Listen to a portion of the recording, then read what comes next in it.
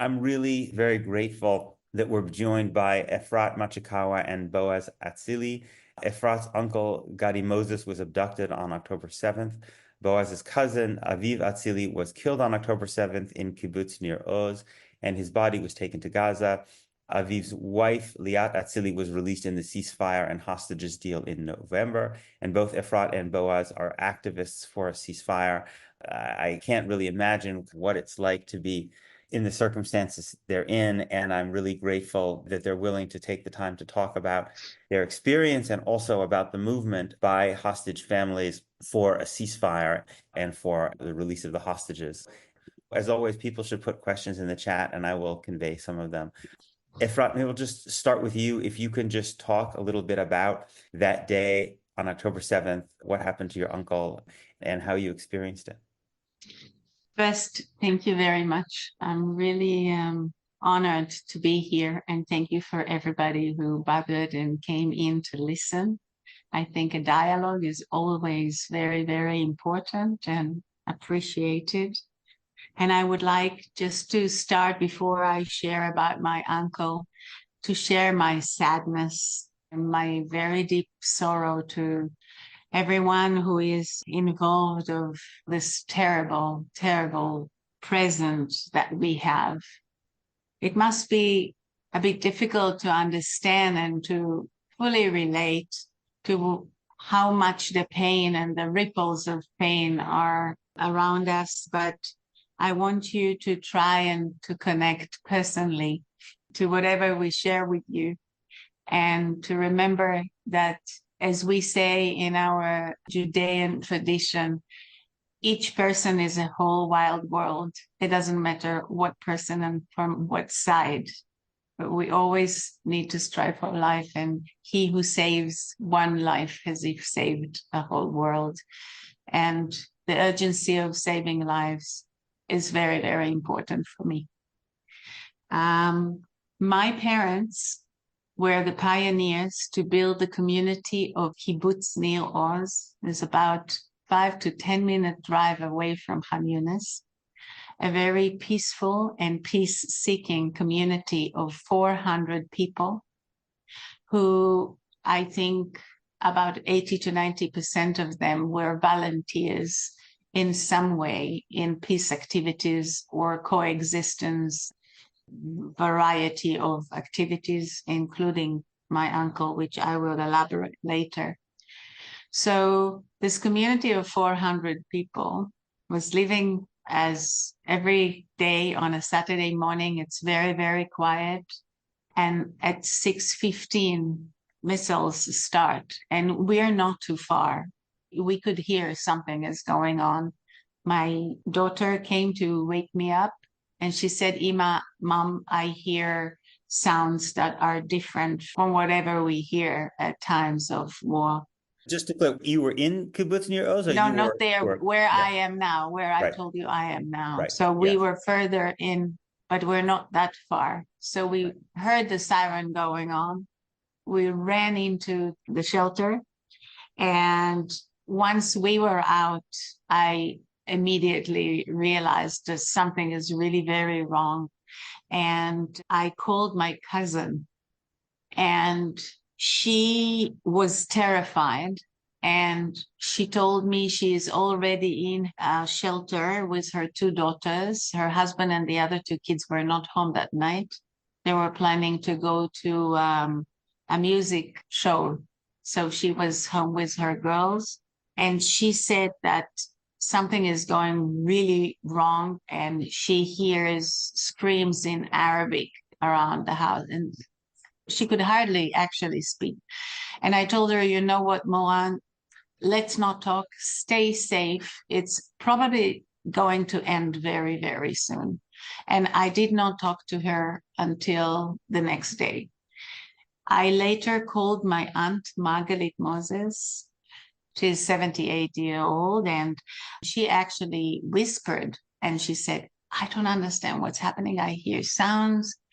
I hear voices. They are very close to me. I don't know what to do. And she was in her shelter as well. And I told her, let's not talk. Stay quiet and let's see what's happening. I'm sure you will be fine. And I quickly called my parents and my sister to tell them something is wrong and not to call, so the phone will not ring, because we had no idea what was going on, but we understood something very bad is going on.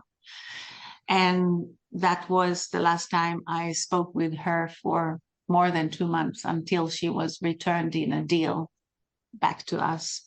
So what happened with my uncle is that he was in his house with his partner, Efrat Katz, her daughter, and the 2 grandchildren, age 3 and 5, when they heard and couldn't understand what's going on, but they got a message on WhatsApp to get into the shelter.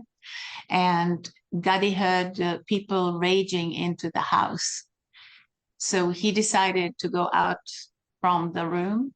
He pretended he was alone in the house, telling Efrat, his partner, that he will give them whatever they want, whether it's passport papers, money, whatever, car keys, whatever.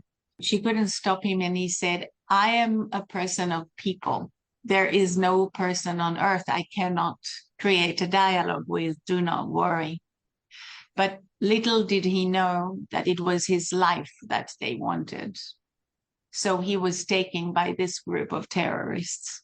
And then Efrat texted everybody, and we understood that Gadi was somehow disappeared. And then later, another group of terrorists came into the house, and they took Efrat, Doron, Raz, and Aviv, the babies, the 4 ladies. And Efrat was murdered on the way to Gaza. Doron and the 2 babies were taken with other people from Kibbutz Nir Oz on the back of a car. They were wounded, they fell off, they put them back, and they were kidnapped and put into the tunnels, but different tunnels. They did not meet my other aunt, Margalit, who was taken on a different batch of people, and we don't know exactly if and anybody was with Gadi.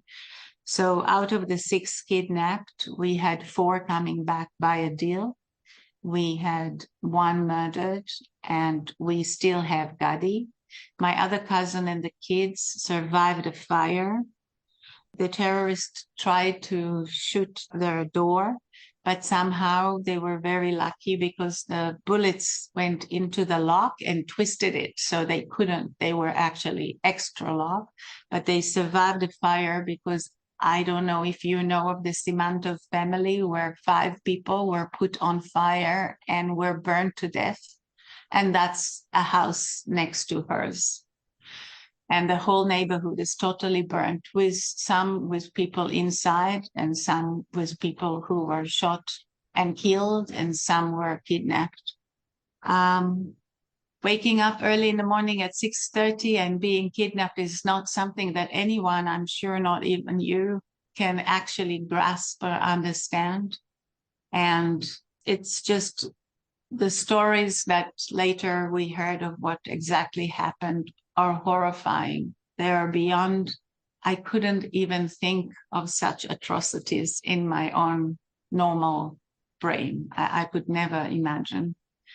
And I want to tell you a little bit about Gadi, because Gadi for me is a symbol, and it is very, very important for the coexistence of what is happening. And I know that 11 months after that terrible day where Sinwar terrorists of Hamas raid on Nir Oz, they actually conquered Nir Oz. They were there for more than 8 hours.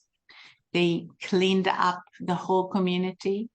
Women, children, young adults, and elderly came after the terrorists. They're seen on the cameras of the kibbutz, taking everything that you could imagine and discrediting people and dead animals. It was very, very difficult to describe, but still the pain that grew up from the cycle, and we're now 11 months after, our neighbor's side is also enormously terrible. And I'll be short about Gadi. Gadi is a peace activist, and he for 50 years fought for the right for honorable existence for anyone through agriculture. He is an agronomist, a specialist. He was traveling around the world teaching the correct use of wastewater, growing crops such as potatoes and carrots. He has been working with Arab countries as well, and for as long as he could, and I think even in the last few years with our neighbors, the Palestinians. You know, all of us in the family are very active in the coexistence. I will tell you later. And Gadi was working with Palestinians to try and have the utmost of what they have. And it's very hard to think of him now as a prisoner in a place where he had so many friends, actually. Thank you. Sorry, I might have been a bit too long. But... No need to apologize at all. Boaz, maybe you can just talk a little bit about your family's experience on October 7th. Yeah, and I'll try to be brief so we'll have enough time to talk about the activity and the present. So I was born and raised in Kibbutz Zikim, which is just a few miles north of the Gaza Strip. And most of my family still lives in the Gaza envelope. In Kibbutz Zikim, my dad is still there. My wife's family is all from Yad Mordechai, which is nearby, close. And my other branch of the family is in the same Kibbutz Nir Oz. My uncle lives in En Absor, which is also close by. So it's all in that area. And all the kibbutzim and towns in that area were under attack on October 7. My dad's kibbutz was under attack, but they were much fewer people because it's a bit further away. They came from the Mediterranean, from the sea. So the, I call it Kitat Konenut, emergency civil squad was able to thwart them. And also with where my wife's family in Yad Mordechai, they were lucky to have a unit of the police that was just by happenstance went through there and at the time that this was attacked. So the Hamas people were not able to get into these. But my family in Nir Oz, of course, were not that lucky. So in Nir Oz, on that day, 25% of population, 1 in every 4 person was either killed or abducted. I was here in the US, and by the time I woke up, it was already later in the day in Israel, and I was trying to text my cousins in New York, several. One cousin answered that they are locked in the safe room. They put furnitures on, and they are terrorists in the house, but they were not able to get in the room. So they were safe, she and her husband. I later on know that my aunt, which is 79, was hiding for 10 hours between her bed and the wall, and the terrorists were in the house. Also, other people that are not terrorists. She heard women voices, children voices in the house, but they did not find her. So she was safe as well. But my cousin Aviv and his wife Liat were the ones that were not safe. So Liat is an American citizen. You probably heard her name, Liat Atzili, one of the American citizens that were kidnapped on October 7. We didn't have communications with Liat or Aviv. We now know that Aviv went out of the house. He was part of the emergency civil squad, and he had a pistol, and he went out and tried to fight with Hamas, but pistol doesn't do much against RPGs and heavy guns. So we didn't know anything about them. There was no connection. They both disappeared. And so for several days, they were considered missing. And then Aviv's phone was geolocated to Gaza. So they guessed that they were both in Gaza captive. And then at the end of November, when there was the exchange deal and the ceasefire, one day before the end of the deal, the family was notified that Liat going to be on the list for that evening. It's like a emotional roller coaster for the entire day, because you don't know if she will actually be released, and they kept pushing them back until the end of the day. But eventually she was on the Red Cross Jeep outside crossing the border. So that was a huge relief to see Liat coming back. But no later than I think 12 hours later, the IDF notified the family that based on forensic evidence, it took quite a while to decipher. They managed to make the determination that Aviv was killed on October 7 and his body was taken to Gaza, where it still is. So they have 3 kids, they are young adults. They got their mom back, and one day later, they understood that they not going to get their dad back. Thank you. Thank you both. So I wanted to ask you both what the experience with the Israeli government has been like since October 7th, what it's been like for your relatives to deal with the Israeli government, and what you think of the way the Israeli government has handled the whole question of the fate of the hostages. Efrat, do you want to start? You know, there were so many lessons learned over the 11 months. Up to a year and a year ago, I even held a diplomatic position. I was the Culture, Science, and Innovation Attaché of Israel in Japan, after living many, many years in Japan. And I found it really very hard at the beginning to say harsh things that might fall into ears that will interpret my resistance to what is happening in Israel as if I am doing anything that is less Zionistic than I am.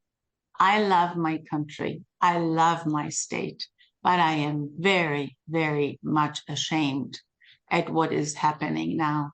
And Prime Minister Benjamin Netanyahu, whom we now call a person who has a very dark legacy, is doing everything wrong, in my opinion. And it's very difficult to actually speak out sometimes, not because he is not like that, but just because all I want is the good faith and the good future of Israel and its neighbors. It's hard to say harsh things, but this extremist government is not representing neither me, nor my family, nor most of my community and the people that are around me. They're not. And the way this Mr. Abandonment is choosing to act and sabotage again and again and again the chance to end this war and bring all the hostages back is so upsetting. In a way, I feel it in my body. It's terrible. And it's very hard within a democratic way to protest that. And it took us time because first we were out there. I tell you, from October 7th, I do nothing but volunteer for the cause of the release of the hostages and the end of this war. I do nothing else. I hardly sleep. I hardly cope with anything else that I need to do. My family is paying a real price, family price.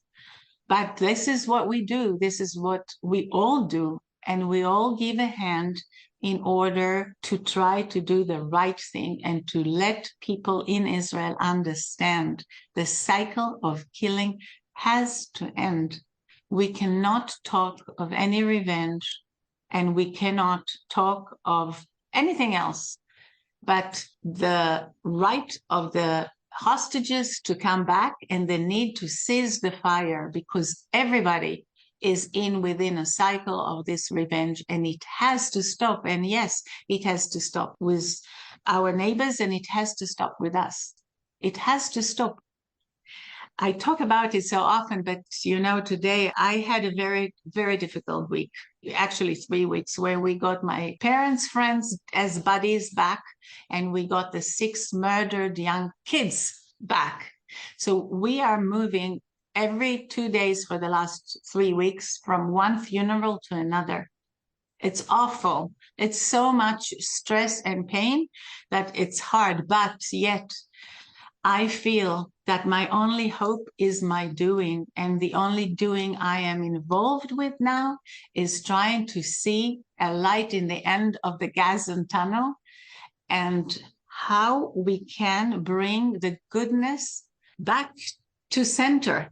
The goodness, I don't mean it in an innocent way. I mean that we have to prioritize life, and it doesn't matter. Life is life. People are people. You know, a person in Hebrew is Adam, like Adam and Eve. Yeah, that's from Hebrew. Adam is a person. And land in Hebrew is Adama, Adam and Adama. And I say, put everything aside. It is first the Adam, the human we have to take care, and then we can deal with the Adama. But we have to prioritize life. And the hostages must come back. This will be the turning point where we have to unroll this vicious cycle.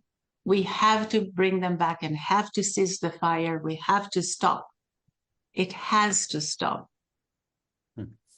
Boaz, I want you to elaborate on this question of the Israeli government's response. There are all kinds of different arguments that people make about why Israel has responded the way it has. Some people claim that Netanyahu doesn't want to end the war because he fears losing power.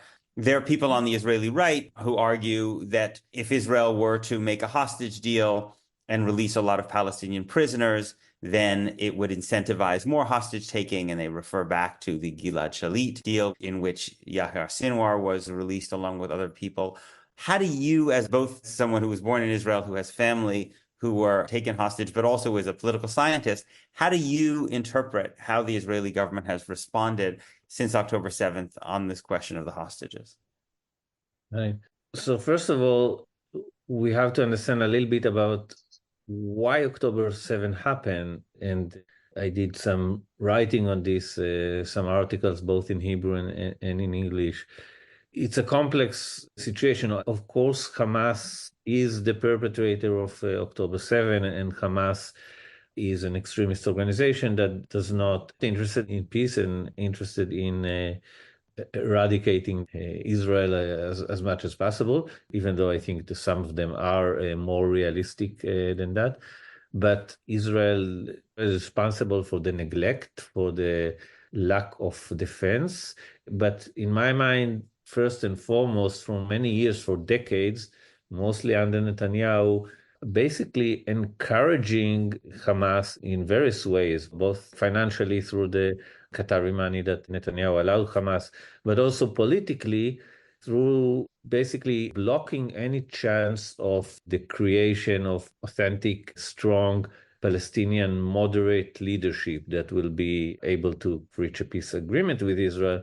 Because for Netanyahu, if you have Hamas there, you can always say that there's nobody to talk to, right? There's nobody to talk to because you suppress anybody who you can talk to.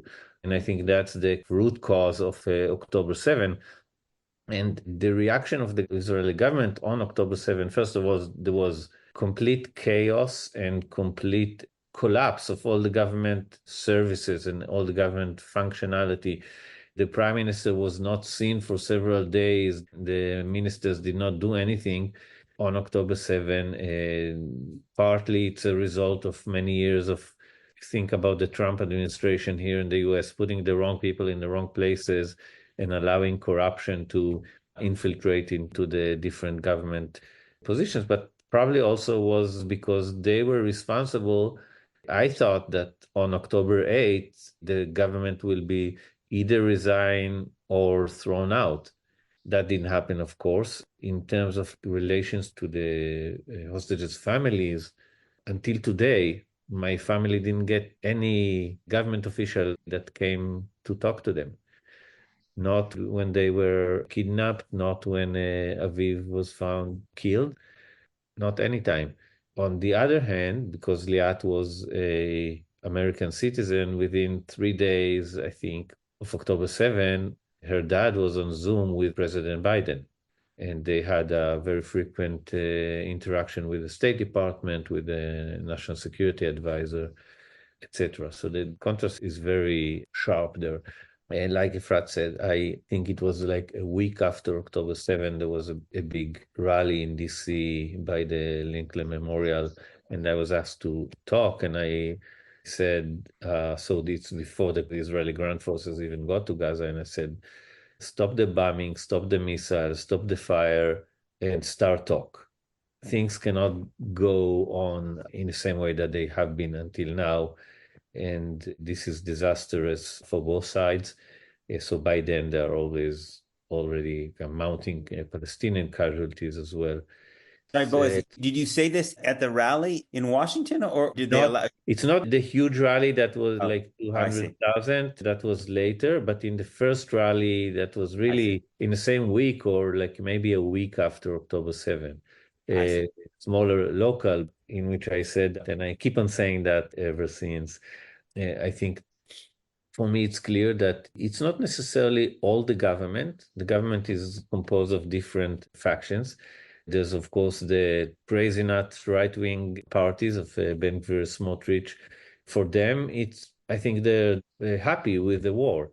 It's a chance to go back to conquer Gaza and maybe annex it and to resettle there. So that's almost a dream come true. And I am really sad to say it. And they really don't care for either hostages or soldiers that die in the fight, etc.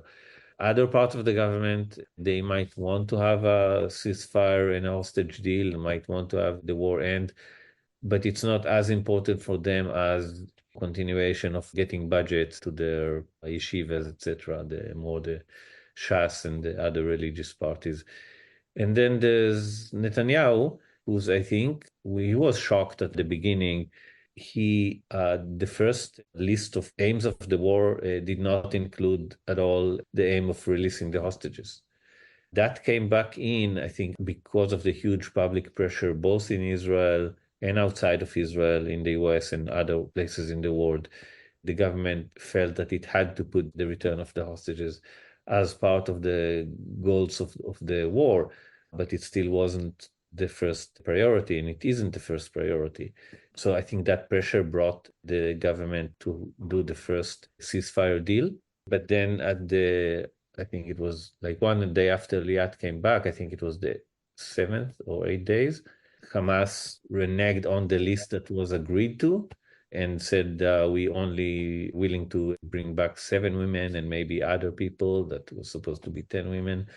And Israel decided that's the time to go back to war, to fighting, which was incredibly stupid from the point of view of if you want to release more people, you take whoever they give you. These are 7, maybe 10 families that will have their loved ones back, including some of the people that were just murdered last week, as far as we know.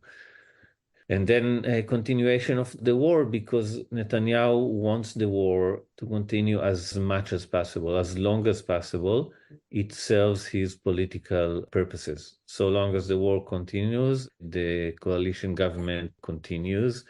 But I think it's beyond that. I think it's even more than the coalition issue, which is important for him because the longer we go away from October 7, he sees more chances of being popular back and maybe winning elections when they come.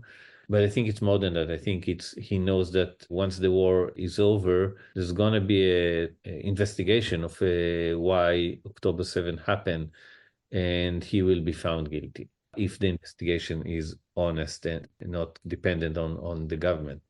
If Bibi appoints his own people to investigate himself, that's not going to help. So he knows that there are several criminal trials against him going on, and these were basically put on ice since the beginning of the war. So he doesn't want the war to end, and he's doing everything he can. Every time is a different excuse based on, currently it's all the rage about the Philadelphia corridor that separates between the Gaza Strip and Egypt, which is a tiny tactical issue.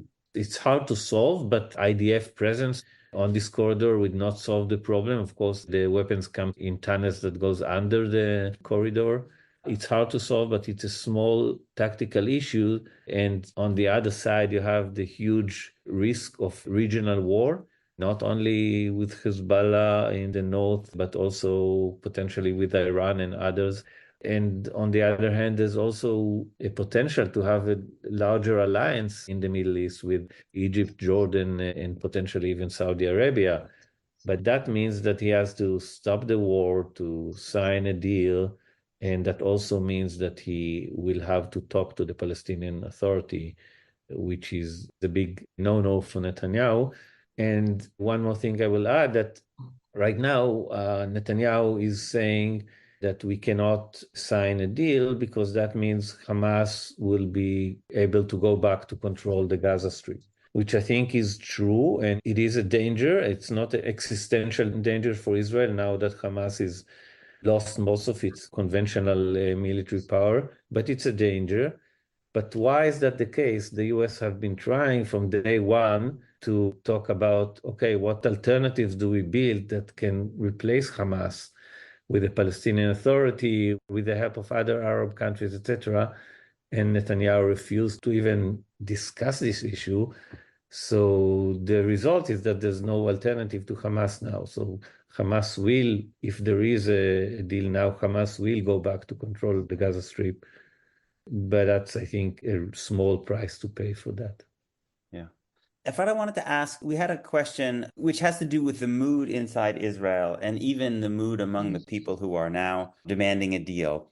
In this movement, sometimes one gets the impression, watching from abroad, that even among those Israeli Jews who want a deal and who hate Netanyahu, that there's not much concern for Palestinian suffering. The concern that you expressed, the sense that one opposes the horrors that were committed on October 7th, and one also feels for the Palestinians who are suffering these horrors of the destruction of Gaza.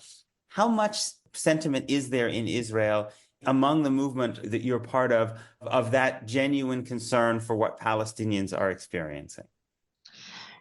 I think this atrocity has brought us to the bottom of the bottom of the bottom of what humanity can get to. And I do think that out of this pain, we will be able to sprout more and more voices who understand that we have to concentrate on looking at life and looking at a future that has to come, of course, with the political solutions, but also with our educational attitude. I think education in both sides is crucial and should be one of the means to try and build here a better future. And yes, the voices now, you have to understand, it's hard from the States, I'm sure, but we are in great grief and pain. So it's very hard to see a little bit further. But people now have the sense of how delicate is life and how precious is life. And I think that with everything happening in Gaza, more and more people understand this has to end.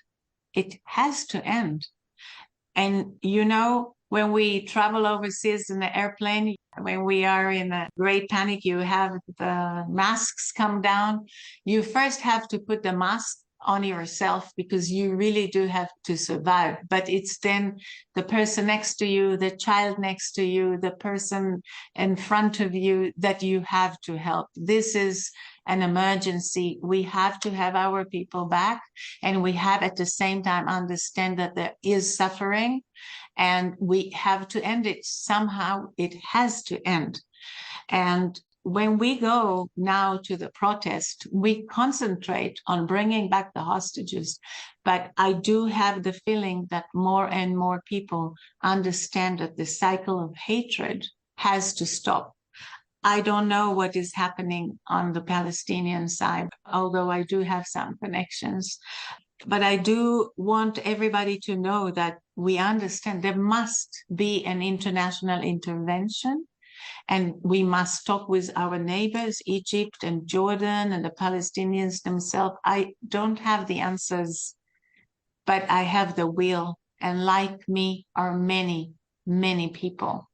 I want to remind you that at the beginning, I don't know if you heard of the civil medical aid that we sent. And it was so much medicine to Palestinian kids and the Palestinian hospitals. And yes, everybody helped us. We made it. We didn't do it with our government. We did it in a civil way, but we did it. People join and people understand. We have to end. We have to have a better future. All of us, this region has to have a different future. So more and more people, I think, I hope, understand that. Mm-hmm. We really do only have 1 hour and there's so much to say. And I just want people to understand it is such a complexity, and it's really, we don't have enough time. But what I want people to have out of this conversation is the feeling that will go back with you to your daily life, that there is a humanitarian crisis in this region, and we have to strive for the best. And I have to stand up for my uncle. I have to. He has to come back, and he can only come back with a deal. So I do hope that people will understand we are not our government. Our extreme government or the head of our government is not representing, I think, the majority of Israelis.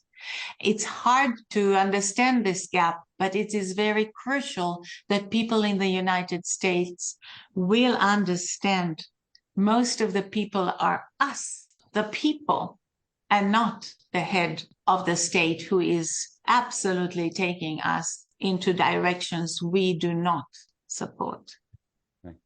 Can I say one word about this, Peter? Yeah.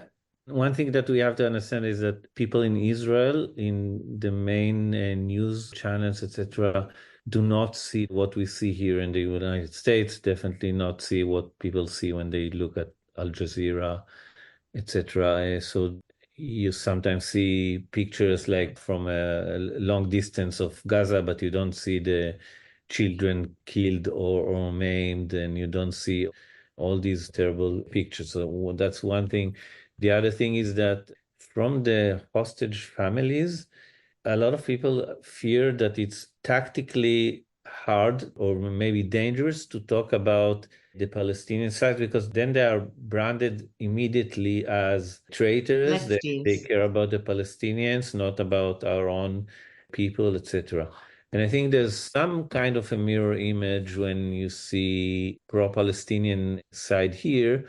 The way I tend to think about things is, okay, how do we find a solution to a situation? And the solution here, the call for bringing back the hostages and the call for a ceasefire and ending the war and ending the suffering in Gaza are compatible. They are interconnected. One cannot be done without the other. But in the protest here, you don't mostly hear that. You hear either ceasefire, end the war in Gaza, or bring back the hostages. But they have to go together, and they cannot go one without the other in practice, regardless of what is just and what is not just. Yeah. But I do want to say that we do need the support of anyone, because really, I want to go back to my uncle. He is 80 years old and he is still alive, and he has to come back. So we do in the protest call for the release of the 101 hostages. They are losing, they're fading. We need them back. It's important for me to also deliver that message. They have, with a deal and a ceasefire, they have to be back. Yes. Boaz, I wanted to ask you one question. When one listens to Palestinian discourse and pro-Palestinian discourse in the United States or around the world, one point that people emphasize a lot is that most of the people in Gaza are not from Gaza.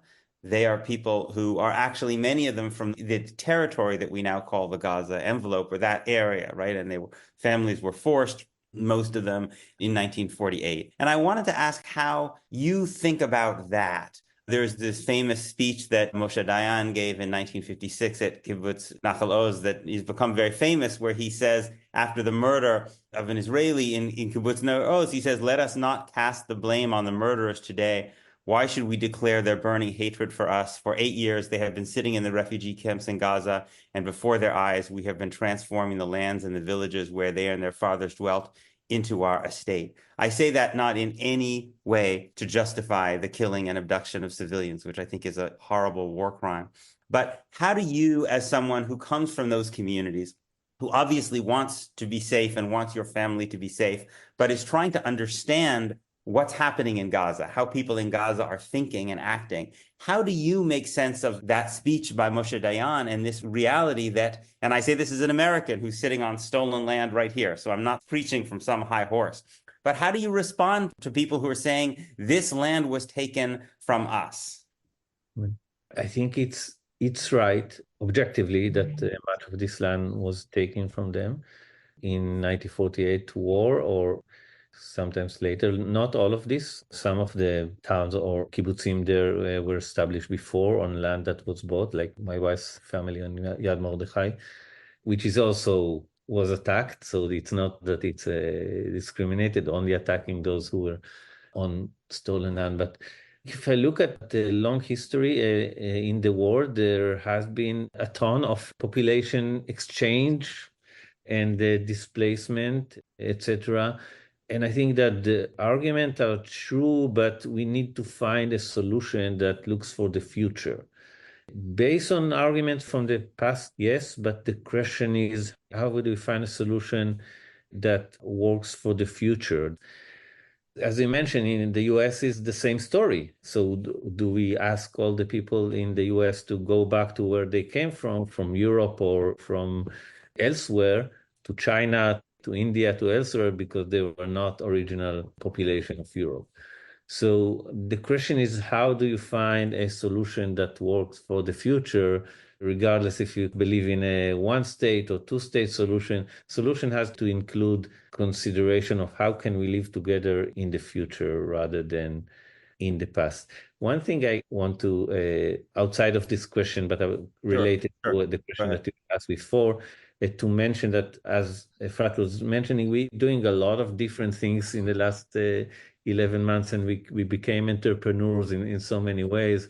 And one of the recent advances that we did, we issued a book. I can show you this here. It's called Benjamin Netanyahu's Dark Legacy, The Abandonment of October 7th, Hostages. And that book includes essays.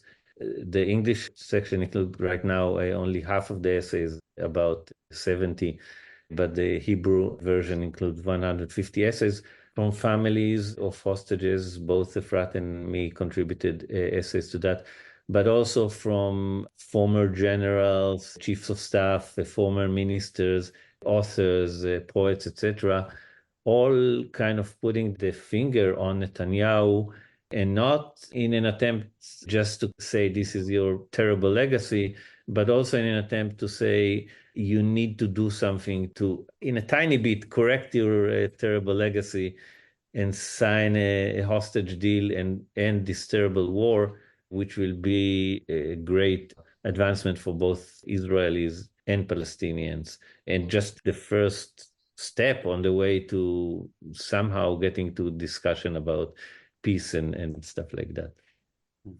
Efrat and Boaz, thank you for doing this. I know you do it a lot, and I know it's your mission, but I still imagine that it must involve great, great pain to be speaking about these things that have happened to your family. So I'm very grateful to both of you for being so open, and I pray that all the hostages will be released and that the war will end, and also that Palestinians who did not get due process, who deserve to be returned to their families, will be.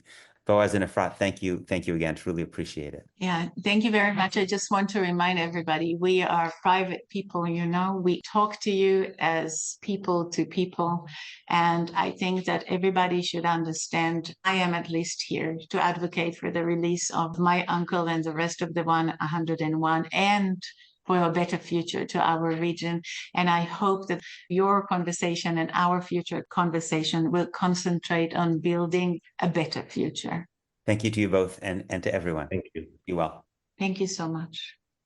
Next Friday, our guest is going to be Dr. Simon Fitzgerald. Dr. Fitzgerald is an American who was very involved in telemedicine efforts at the Nasser Hospital in Khan Yunis and worked closely with Dr. Khaled Al-Ser.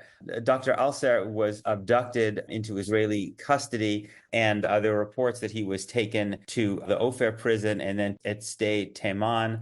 This has been written about in various articles, and we're going to talk to Dr. Fitzgerald about his experience doing telemedicine in recent months and about what has happened to Dr. Al-Ser and the efforts to get him back safely. So we will have a very different kind of story of abduction to talk about next week. And then the Ask Me Anything is on Thursday, September 19th, for folks who are interested in that.